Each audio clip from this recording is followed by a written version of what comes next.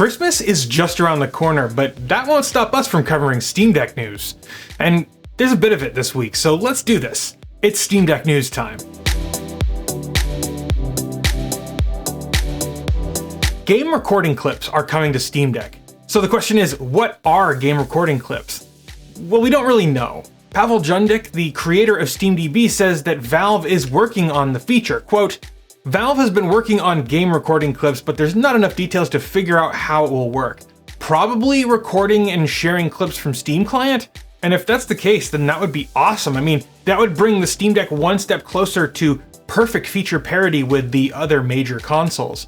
But since there isn't a dedicated share button on the face of the deck, I'm curious how it's going to work. Is it going to be a simple button combo like Steam and R3? Maybe something like that, I don't know. Leave your ideas down below. Now, Pavel is a pretty reputable source. He correctly reported that Valve was going to be releasing a privacy setting for games in your library over a month ago. So actually, let's talk about that because there's some news on that front. On Wednesday, Valve pushed a beta client update that adds some new features to your library and the Steam Store purchasing experience. The first update is a new inline gifting feature, which makes it simple to add a bunch of games to your cart and then select specific items in your cart to be gifts. Now, this solves the problem of having to make multiple separate purchases for each of the items that you want to buy as gifts. The next new feature is one cart across all devices. So no matter where you're signed into, your Steam account is going to have a single cart. This is a potentially useful feature, and it's one that many other online retailers have adopted. Finally, there's private purchasing. So you can now buy a game from Steam and not suffer the shame of having your rich presents broadcast to your friends that you're into that hentai Quote, Steam has long supported multiple levels of privacy for your Steam profile and your entire games list. However, there are times where you might want to keep a few of the games that you own off those lists. Starting today, you'll be able to mark specific games as private, and they'll disappear from anywhere they'd be viewed by someone other than you. That includes your ownership, in-game status, playtime, and activity in that game.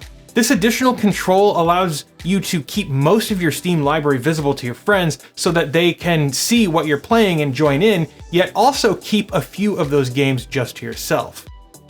How do you mark a game as private?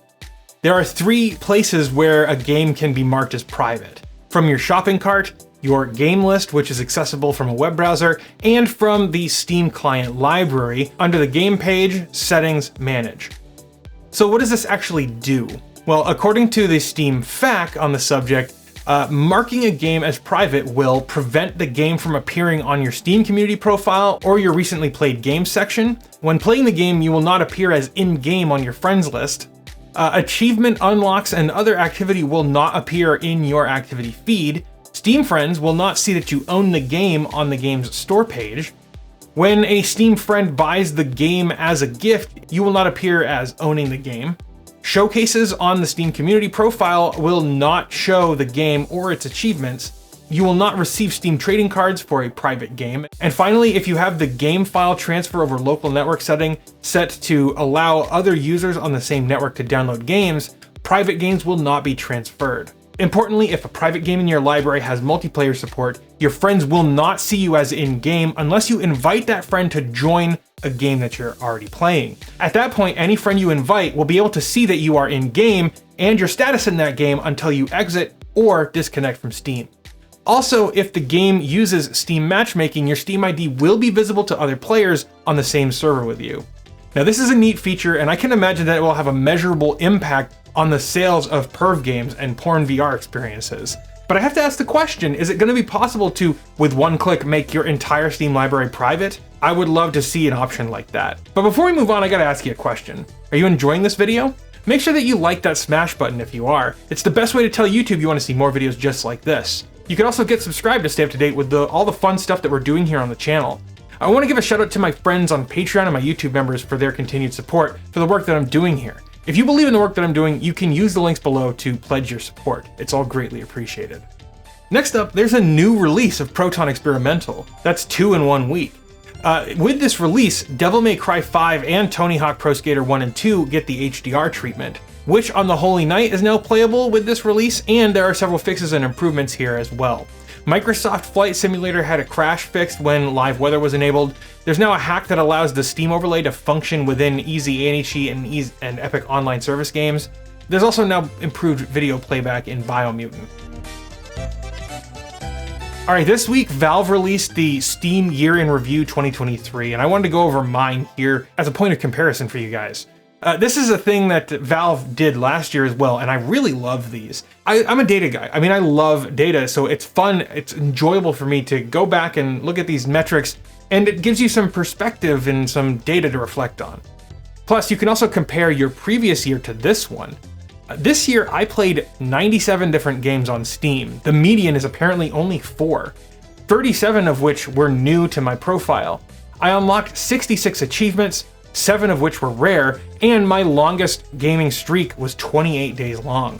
Topping my list was Spelunky, which was also my most played game in 2022.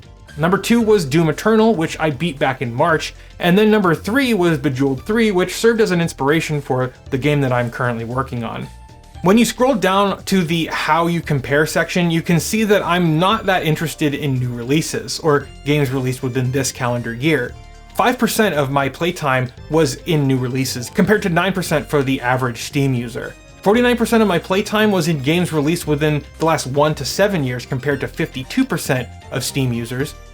And 46% of the games that I played this year were over 8 years old, versus just 38% of my fellow Steam users doing the same. Another fun fact is that 95% of my playtime this year was on the Steam Deck. I'm actually kinda surprised that it wasn't more, and I think that the reason it was 95 and not like 98% is that I accidentally left Doom Eternal running on my PC for 16 hours in November, and it was running it on Windows doing some benchmarking and stuff. So I think that probably skewed the results here. Also, in case you missed it, Valve released a video about this, and I thought it was kind of amusing, so I thought I'd give it a shout out. The video is a bit low effort in a tongue-in-cheek way, so I don't know, I think it's a little bit charming. Well, that's all the Steam Deck news that I could find this week. I think that's gonna do it for this video. Merry Christmas, don't forget to get subscribed, and I'll see you in the next one.